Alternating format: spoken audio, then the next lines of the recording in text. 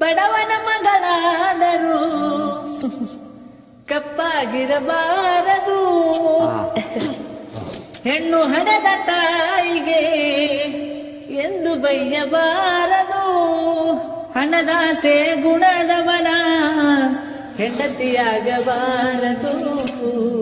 ಬಡತನದ ಮನಿಯೊಳಗ ಹೆಣ್ಣು ಹುಟ್ಟಬಾರದು. ಬಡತನದ ಮನಿಯೊಳಗ ಹೆಣ್ಣು ಹುಟ್ಟಬಾರದು.